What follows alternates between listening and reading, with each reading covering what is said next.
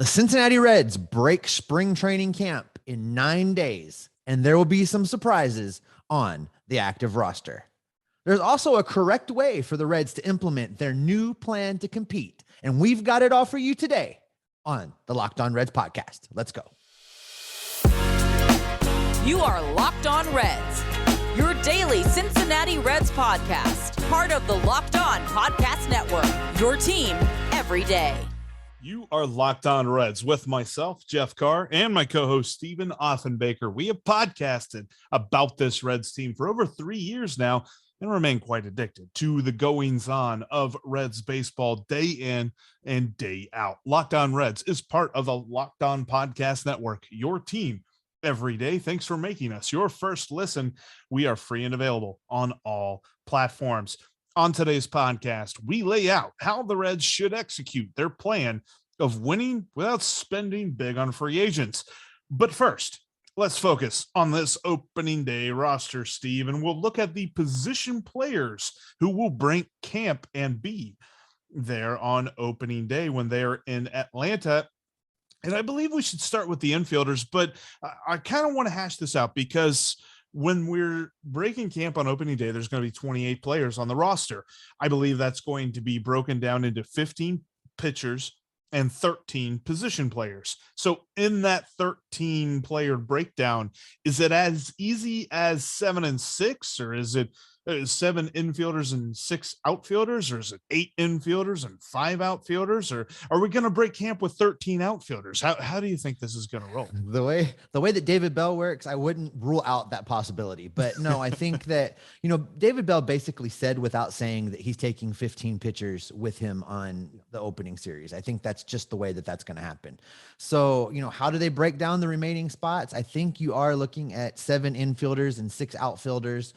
Basically just based on the makeup of who's still in camp, who they've given guaranteed deals to, and who we think is going to be able to fill the most glaring needs that they have at this time. Yeah, I agree. And I'd say with the 7 infielders, this one's a little bit easier to predict than the outfield, mostly because you have a ton of vets on the infield. You have Joey Votto, obviously. I don't think this is a hot take saying he's going to break camp with the team. Jonathan India, not a hot take. Mike Moustakas, Kyle Farmer, Tyler Stevenson, and then one other guaranteed contract breaks camp with them, and that's Donovan Solano. The other guy that has to, I don't understand how else this would happen, would be the backup catcher, who I believe is going to be Aramis Garcia. He has shown through this spring and looks to be like a solid number 2 catcher option. But those are your 7 guys, and I think that leaves a couple of obvious odd men out. Is that crazy? I think that's probably right. And then the backup catcher thing. Listen, Kyle Farmer is not throwing on that gear as much as we would like him to be the super utility and maybe even do that a little bit. He's going to be the shortstop at least in the near term and probably for most of the season. That's the way it's going to be. So they got to have a backup catcher, and if we're going to have to choose between Garcia and Knapp. What I've seen so far, I think it's Garcia. Yeah, I agree. And I think the whole catcher ability thing with Kyle Farmer is going to go by the wayside. I think it's just going to be a nice little talking point for broadcasters, especially national broadcasters and visiting broadcasters, when they talk about the Cincinnati Reds, because I would be surprised. I don't know. We might have to come up with a creative bet on this, because I'd be surprised if he is behind the plate at all this year. I don't think it's going to happen. Extra innings, crazy situation, inning number 18 with ghost runners starting on first, second, third, and, in the on deck circle. I don't know. It would have to take a very unique situation, I think, to get Kyle Farmer behind the plate this season. Which leaves one specific odd man out, and that's a guy who currently has a big league contract. That's Colin Moran. I don't know where he fits on this roster. I really don't. He doesn't, unless there's an injury between now and the start of the season. I think that Colin Moran was brought in with the idea that they needed to have a little bit more depth until this roster really shook out. And the way that we have it broken down here with the infielders, I think that that's probably the way the team does go. And Colin probably doesn't accept a minor league assignment and probably moves along. which is fine with me. He's been a replacement level player for his entire career. So that's kind of whatevs. I also look at obviously Alejo Lopez. We talked about him yesterday. He was sent down. It's going to be interesting to see. And we'll talk a little bit more about this guy in just a moment. But Max Schrock also looks to be an odd man out in this. And it sucks because I'm a big fan of Max Schrock.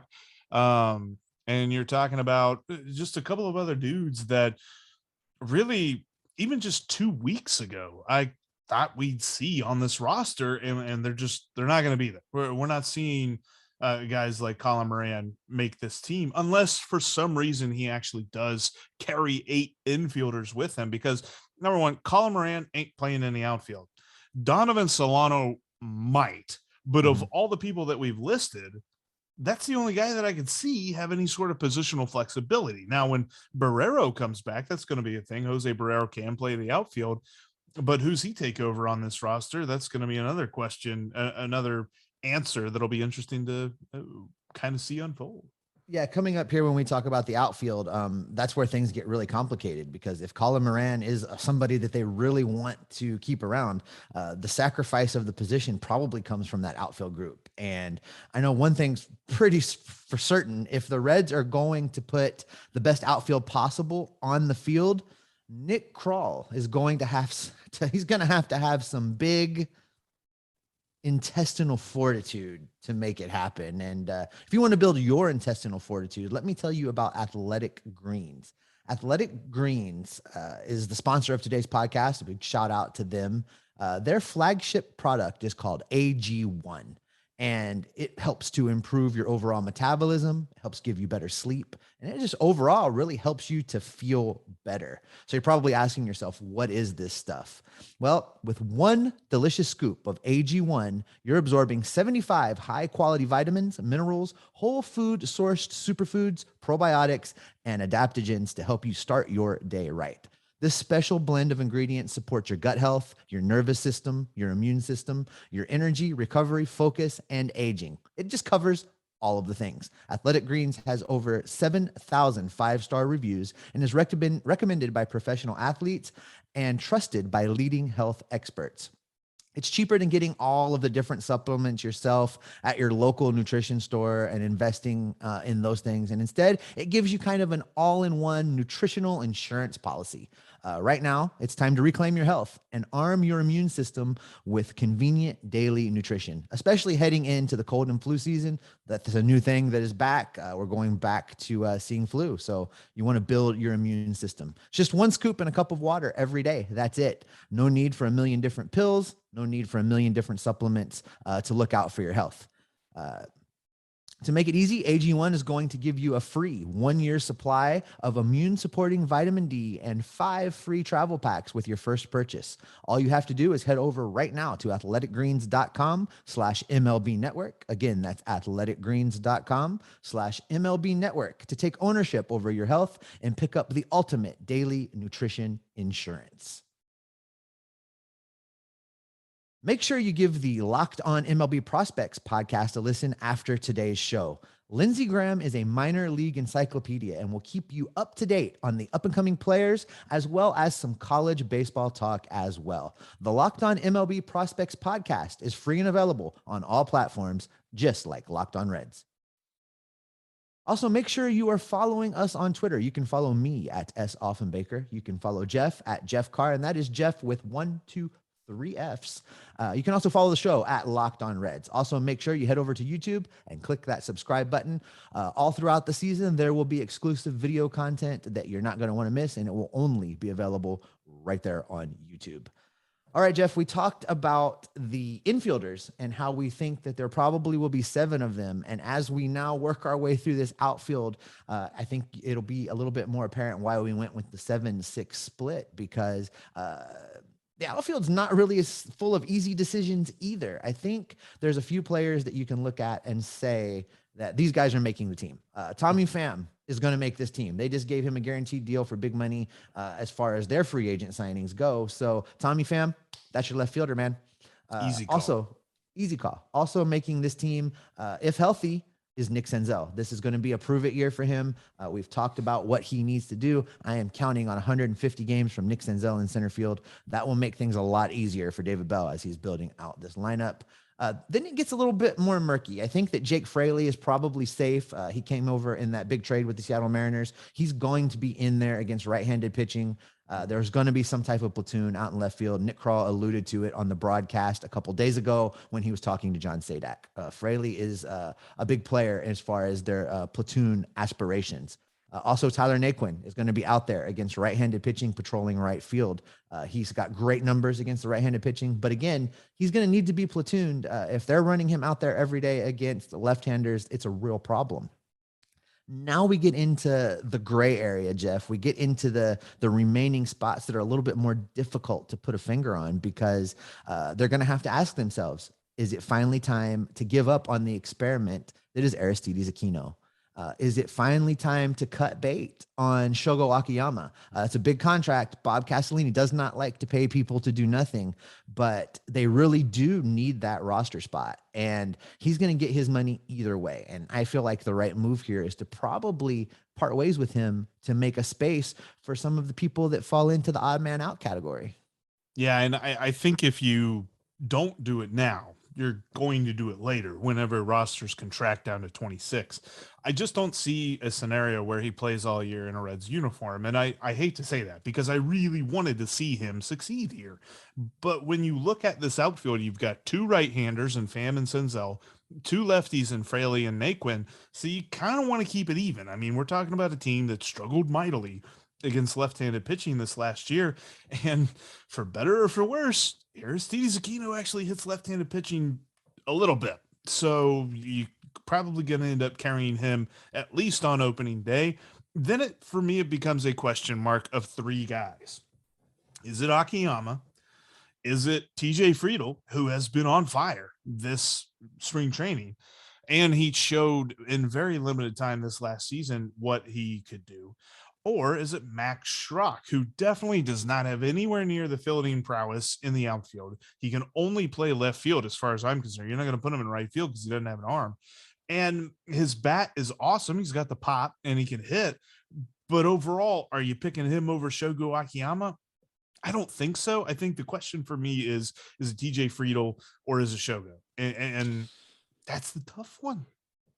You know, Jeff, here's the way that I would like to see it play out. Not necessarily think this is what they're going to do, but here's what I would like to have happen. I think it's time to cut Shogo Akiyama. I think that what we know about Aristides Aquino is that he could possibly, potentially, maybe squint and see him running into one and hitting a home run. He has a little bit of danger to him. What we do know is that Shogo Akiyama has yet to run into one. And you can't rely on him to be a bat off of the bench. So I think if you're going just from that alone, Aristides Aquino wins out and you cut Shogo. Now, when you talk about TJ Friedl versus Max Schrock, I would rather that they went with Max Schrock, send TJ Friedl down, let him get every day at bats, let him keep looking at pitching, let him be ready in case one of these other guys gets injured and you need to bring him back up here and insert him and have him ready to play. Don't want to see him languish on the bench and get an occasional pitch hit, an occasional start, and not continue to develop. I like Max Schrock because he does lend a little bit of flexibility. I think you're right. You probably can't stick him in right field for very long because he would get exposed because of his arm. But he could go out there in the late innings. He could go cover an 8th and 9th inning in right field. He could also get a start in left, and he helps you on the infield. So I think with that flexibility, with that ability to be slotted in and help things out, he's the guy that you want on the roster over the others. Yeah, and I like the bench bat because we're talking about the 6th outfielder at this point. Like, you're not going to rely on this guy. If you're relying on the 6th outfielder, that means you've got a lot of other injuries, and you probably have already called up TJ Friedl, and you probably already called up Lorenzo Cedrola and some other guys as well. But I also look at this, and the interesting part of this equation is going to be, do the Reds simply pick the people with options and send them down? Because both TJ Friedl and Max Schrock have options. TJ Friedl has multiple options and Max Schrock only has one. The interesting part about that also is you play in the idea that there is a limited amount of times you can bring up and send down a guy this year. They limit it to 5 times during the entire season. So like it or not, that's something you've got to factor into guys that you now send down. You can't, there's not going to be any more CNL Perez, freeway there between AAA and Major League Baseball. Is that, or, between Louisville and Cincinnati. So I wonder, because I think if everything were equal, and we've said this a couple of times, but if everything were equal, I think Shogo is the odd man out here. But I wonder if they just hang on a little bit longer. They keep him on the string a little bit longer and send down the guys with options. It'll be interesting, Jeff, because this is a real opportunity for Castellini to make at least a half-hearted attempt to put a little bit of teeth in the words that he spoke the other day to Tommy Thrall. If this really is about competing, if this really is about trying to win, if Nick Krall is correct and this team is being constructed to compete for a 2022 playoff appearance, Shogo's your man out. Yeah, he really should be, because honestly, outside of the glove, I can't tell you what he does. He still doesn't hit fastballs. And in fact, they've talked about like he changed his approach and he's starting his swing and he's trying to shorten up his swing and all this other stuff. He still looks like he's behind on any fastballs he's facing in spring training. So based on that, I don't know that he's ever going to get to that point. I think that we have seen the Shogo experience, and it's a failed experiment. Yeah. Failed experiment. It is what it is at this point. And I really would rather see more TJ Friedl or Max Schrock. And Schrock, in tiny amounts of playing time this spring, has looked phenomenal as well. He just has that pop on his bat, and you want that off the bench. You don't want a dude that comes in and his upside is a single to shallow right field or shallow left field. It's nice that Shogo can kind of duck it into all fields if he's not trying to hit a fastball. But at the end of the day, what do you want? You want Max Schrock on your bench and giving you some pop when you need it in the late innings. You're not wrong. I think that we've got a pretty good handle on what the outfield should look like. And now it's really just a question of, will Bob Castellini get behind it and do the things that need to happen to put a winner on the field? Yeah, because let's be honest, outside of Tommy Pham, it's an outfield of question marks. And the biggest question is who provides the most depth. And I don't think Shogo is in that conversation. With all of Bob Castellini's messaging, kind of like we mentioned, we talked about yesterday as well, there's a very clear plan that should be in place. We break that plan down in just a moment. Thanks again for making Locked On Reds your first listen of the day. We are free and available on all platforms, including YouTube. Make sure that you're subscribed. Apologize again about not posting the video yesterday. Had some technical difficulties. And speaking of technical difficulties, Steve's power went out as we tried to go into this third segment. So he's not going to be along to discuss this with me. We'll probably rehash his thoughts on some of this stuff here on tomorrow's podcast, but I wanted to kind of wrap up our thoughts that we had about Bob Castellini's interview that he gave Tommy Thrall, because what he said and what the messaging that we tried to help clarify for him a little bit yesterday has a very clear plan that the Reds should execute, the way that they should be moving forward. And actually, I kind of thought Nick Krall was already starting this plan this year until he just said, no, we're not trading Luis Castillo and Tyler Mahle. Although I don't think that's true. I think they're still probably going to at least explore opportunities throughout the season to see what kind of deals they can make for the two pitchers, because I don't necessarily believe they will get either one signed to a long-term contract. I think Luis Castillo is too expensive for the Reds at this point. And I believe that Tyler Mahle might be as well. Well, we'll have to see. And the reason that I think they are too expensive is because I believe that moving forward, the Cincinnati Reds, at least under this current ownership regime, are only ever going to have one large contract. I believe that Joey Votto's current contract is the kind of the ceiling for average annual value. I don't think you'll ever see a Cincinnati Reds player making $30 million a year until there's new ownership. There's like a Steve Cohen type guy that buys the Reds, which would love to see that, by the way. But until that happens, this is what you're going to see. One big contract. And I believe, and we'll talk about this a little bit more when Steve's back tomorrow, but I believe that's Jonathan India. I don't necessarily know maybe Tyler Stevenson has an argument, but looking at it right now, if the Reds were to give out Joey Votto's contract to a player currently on the roster, Jonathan India is far and away the favorite to get that contract.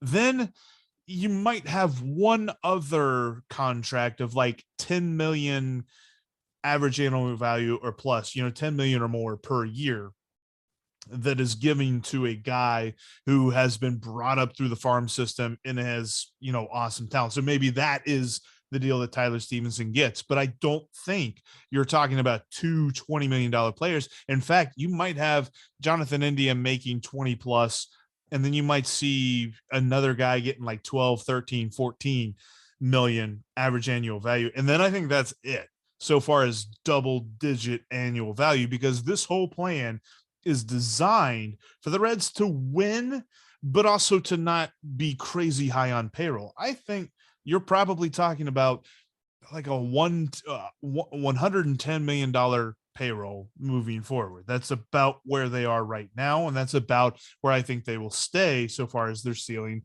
is concerned. You're not going to see any more free agent contracts like the ones they gave out to Nick Castellanos and Mike Moustakas. That's just not going to happen. Under this current ownership regime, you're not going to see $16-18 million a year given out to free agents. They will be to retain players that have been brought up through the Reds farm system, and that's it. I also think that they will spend most of their money. They will spend a lot more money on development. They will spend a lot more money on prospects, talking about, international drafts, international scouting, things like that. They will continue to pour into that as much or more as they currently are. I mean, we've seen how they've restructured. Even Nick Krall has restructured the development programs for the Reds, whether you're talking about pitching, hitting, international stuff. I think that will be the focus moving forward. They talk about it all the time. They want to focus on drafting and developing talent and not so much free agency or trading for big contracts. You're just not going to see that much. This one's another one. And this one's going to be kind of a tough pill to swallow for Reds fans, because it's going to be a little bit hard to buy your favorite player's jersey. But Tampa Bay does this with marked success. They are constantly in the playoff conversation. Now, they haven't won a World Series yet, but the way that they do things is the way that they have to do things in Tampa Bay. You have to trade away all players, no discernment here, without a long-term contract when they have 2 years of control left. That's why I think that they should be, if they aren't already, exploring trade candidates for a trade, partners for Luis Castillo and for Tyler Mahle. Because if they're not going to sign them long-term, then what's the point? If they're not going to be here in 2024 and 2025, what's the point? That's what they should be doing. And that is how you maintain a low enough payroll while also still being competitive. Plus, you got to get the trades right. You can't be making, Jay Bruce trades. You can't be making Johnny Cueto trades. You cannot be making trades that you then whiff on. You have to nail draft picks. You have to absolutely get those right. And then you have to absolutely hit on your trades. You can't be making bad trades and bad draft picks, because that is what happened from 2014 through 2019. They all kind of came together and formed this just hodgepodge pile of garbage that didn't win. You can't do that.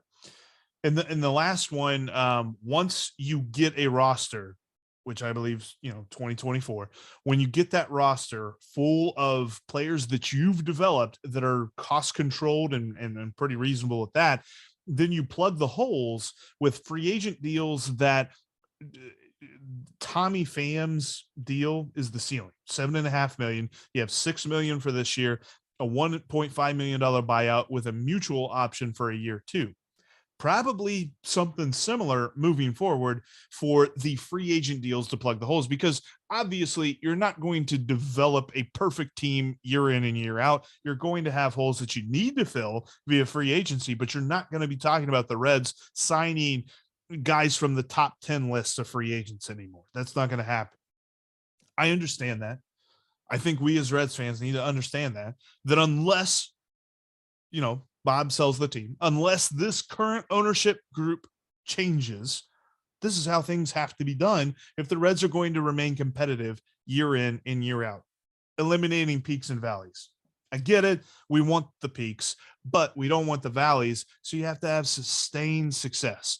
And in the Reds position, this is what that looks like. So if they are not being true to this is where this is important, though. The trading away of players that don't have long-term contracts when they have 2 years of control left. That's going to sting, but they've got to do it, and they've got to do it shrewdly. Then we keep talking about we keep hearing Nick Krall, and we heard Jerry Dipoto giving quotes about this player to be named later that's coming from Seattle. We'll have to see what this is, because apparently it's huge. Apparently everybody's like freaking out about it. Seattle hates the fact that they're losing this guy. Nick Krall's talking about how awesome it's going to be. We'll have to see. But they have to hit on all trades. They cannot take trades off. You cannot trade Tucker Barnhart for Nick Quintana anymore. Can't happen. And that is where the challenge lies. That's going to wrap this up, though. I hate the fact that Steve didn't get to finish the podcast with me, but that's going to wrap it up for this edition of Locked On Reds. Coming up on the next podcast, we'll see what can be gleaned from the Reds games against the Cubs and the Rangers that are coming up. We recorded before the Cubs game on Tuesday or on Monday night. And then the Rangers game should be done by the time we record on Tuesday night. So that's what's coming up on the next Locked On Reds podcast. Thanks for making Locked On Reds your first listen. Now make Locked On MLB your second listen. Paul Francis Sullivan, please call him Sully, brings you his unique perspective on the major leagues, both past and present. That's the Locked On MLB podcast, just like Locked On Reds, free and available wherever you get your podcasts. Steve's power might be out. And we're a little over a week from opening day, but we are locked on Reds every single day.